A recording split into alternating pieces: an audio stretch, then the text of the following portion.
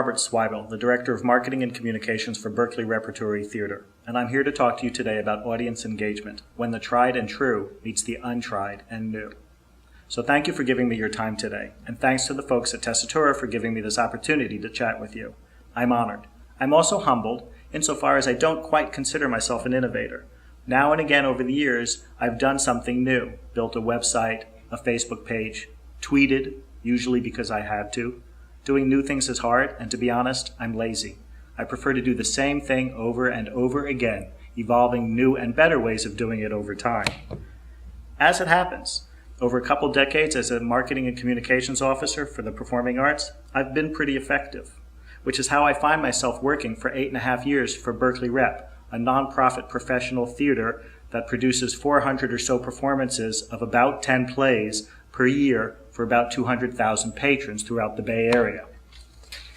Itself a hub of innovation and the source of most of our favorite apps. And I've come to realize that I am innovative because I believe that as a practitioner, we're most effective when we operate on two fronts, introducing new programs while maximizing the value of existing programs based on the latest best practices. But it turns out that real innovation requires both. Take, for example, audience engagement. It seems as if everyone today is looking for the holy grail of audience engagement in the 21st century, some whiz-bang technologies coupled with some holy cow insights that'll plug everyone into their organization and draw them close. I don't believe that's going to happen. Now would be a good time for me to let you into my personal conundrum. I believe that most of our patrons don't want to be engaged. Here at Berkeley Rep, we floated all sorts of innovative ideas via surveys and focus groups, ideas we've developed or discovered or ripped off from other institutions, and they rejected all of them. As far as we can tell, most just want to use us for a good time. I'm not talking about our once-a-year patrons. I'm talking about our subscribers. They just want to use us. Have you heard the rule of 90, 9, and 1? It goes like this. 90% of our existing customers want a good parking space, a tasty snack, a clean restroom, and a great show. They don't want a relationship. This includes many of our subscribers and most of our single ticket patrons, and most of our millennials. They check out our website shortly before the program or after. They peruse our program. Then they discuss the show with their theater-going group on the way home. That's pretty much it. They're not terribly interested in our institution or our mission. Whereas 9% want to have a relationship. They include some of our subscribers and single ticket buyers and donors. They like us more than they like others, and they can articulate why. They want us to do our best, although they won't tell us when we don't. They peruse our email. They open our mail. They read much of our performance program. My friends, only 1% of our audiences are passionate about us. These are our most loyal subscribers, regular if not frequent attenders, and some volunteers. They love us perhaps above all others. They correct us when we're wrong. They support us with money and time. They advocate for us among their own peer groups. Their influence is great, disproportionate, of course, to their numbers. But they're still a mere 1 out of 100 persons, and I just want to reach everybody. But how do I make this reality jibe with the fact that we're in dialogue with more patrons than ever before? It's clear our patrons are a lot more engaged with us than, say, back in 1987 when I was heard to articulate, "Look, I'm faxing. This is going to be a game changer." And how do I reconcile my personal mission to make the world safe for theater with my practical perspective on patrons' level of interest? After all, I'm a practitioner. I have finite resources of time and money and manpower. So how can I be truly effective? We used to be about circles. Here's the old model of audience engagement, a transactional model, a target with prospects on the outer ring and long-term subscribers and donors at the center. Move everyone to the center. This model doesn't work anymore. We can't define engagement strictly on the basis of transactional activity or even on the principle of 90, 9, and 1. The correlation between engagement and attendance just isn't that direct. We need a current mechanism for defining engagement, and in fact, we have one, and here it is. Now we're about pyramids. Represented here are the 6 levels of engagement we've all been hearing about: observing, following, endorsing, contributing, owning, and leading. This engagement model is based on how people relate to organizations. Of course, it's more effective than a model based on asking people to transact at ever-increasing levels. That said, I am interested in asking people to transact at ever-increasing levels. And while I'd like to see 100% engagement, we are about people seeing shows. Lots of people, lots of shows. The good news is these principles of engagement can be applied to everyone. That is, any individual at any transactional level within our organization. So how do we use these principles to draw people closer to our work, no matter how many or few times they visited us? And how do we nurture the 90% who aren't interested in a relationship at all? I came up with some guiding principles. Here are my 3 rules for engagement. Meet everyone as they are, where they are. Everyone. Bring everyone a little closer. Offer something free and fun for everyone. That's it. Our entire audience engagement strategy reduced to 3 bullet points. Let's look at some of the things we do for everyone.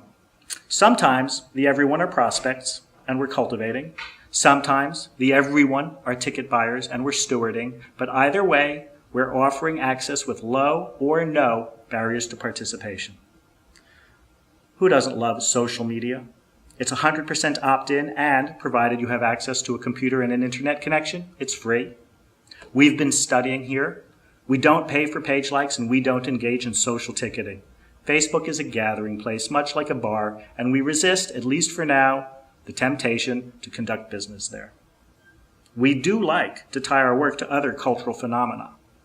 For example, when President Obama won re-election, the projection designer at our rehearsal for The White Snake projected an image of the president on the stage backdrop. We posted it to Facebook, earned ourselves an easy 166 likes and 27 shares. We really like to give away relevant show content. For the world premiere of Rita Moreno, Life Without Makeup, we gave every ticket buyer a free song download from Rita's CD. We had hundreds of takers.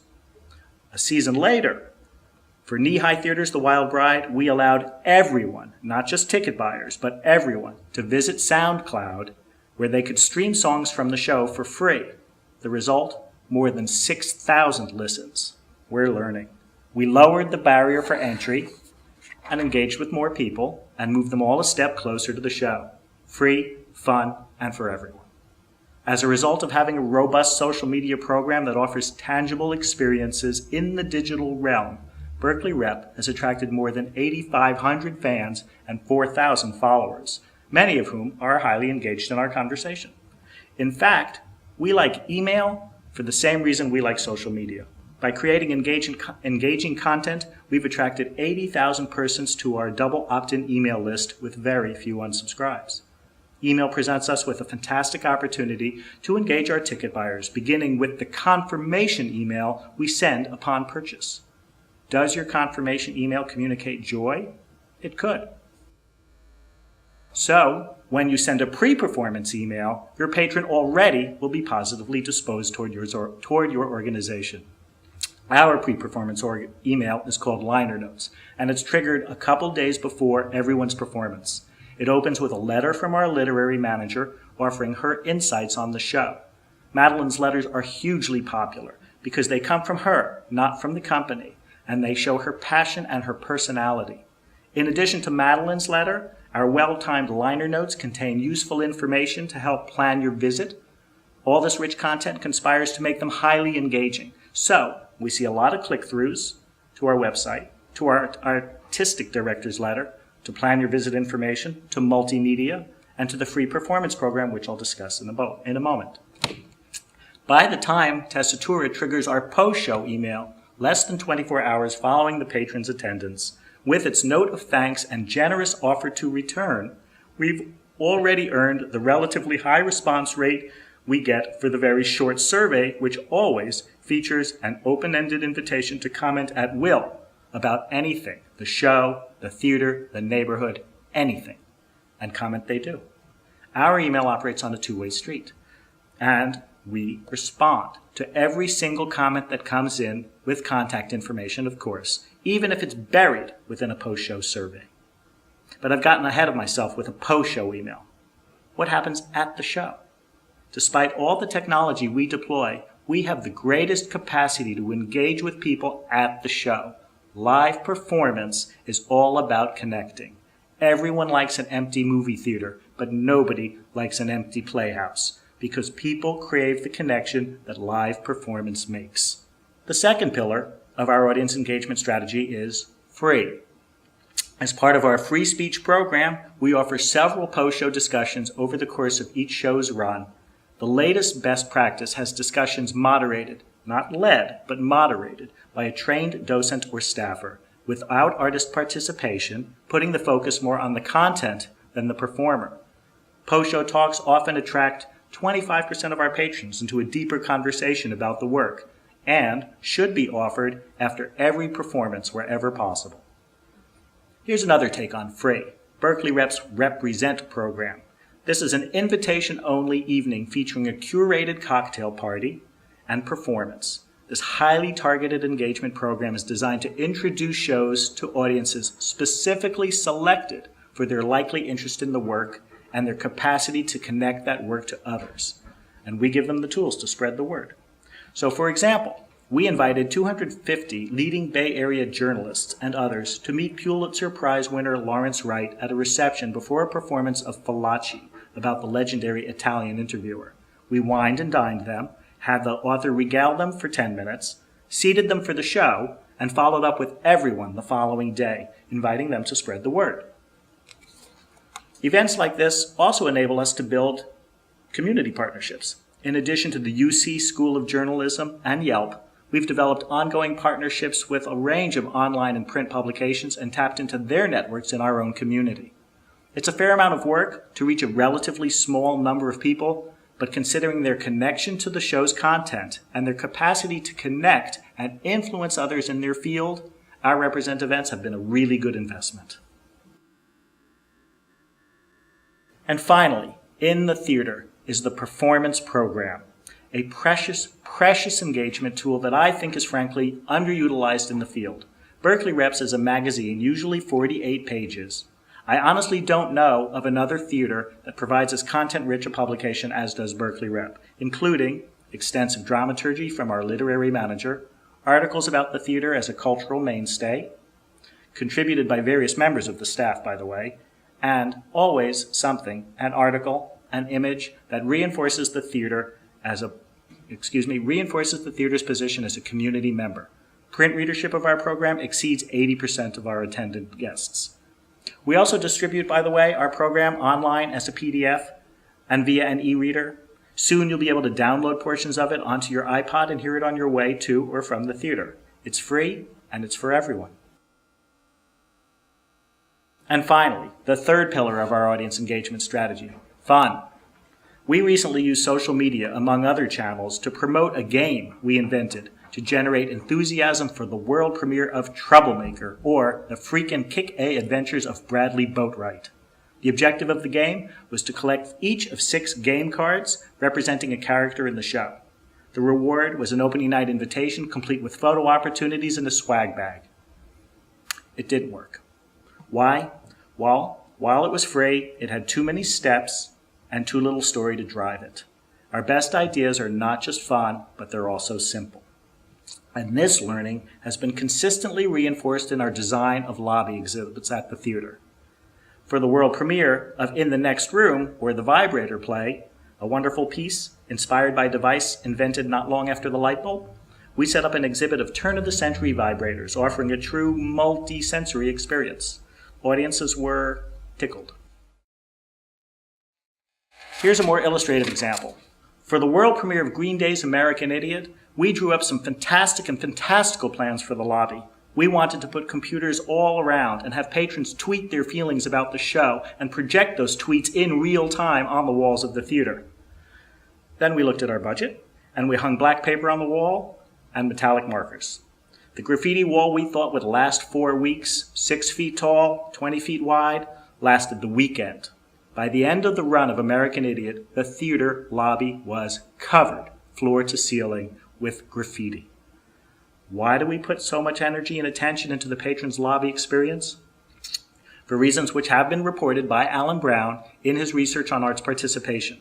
Berkeley Rep, along with 21 other theaters nationwide, participated in a project with Alan and Theater Bay Area that had a survey and interview patrons over the course of months.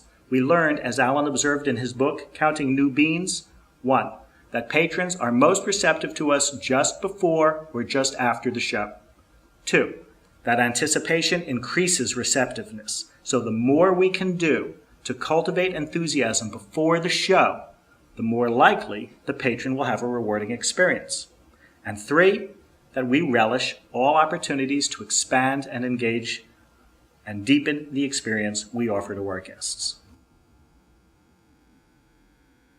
So, for the sake of brevity, I've not spoken about many Berkeley Rep programs and activities. And there are certain things we're not even doing yet.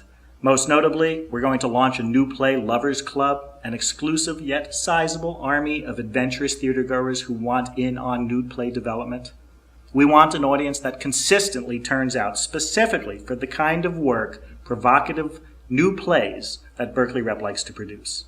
It's an ambitious goal, but we have technologies that help us connect, and we have insights on how to engage. And we have our recipe for maximum audience engagement. Experiment with new programs, maximize the impact of existing programs, meet everyone where they are, as they are, and remember the 3 F's. Thank you very much.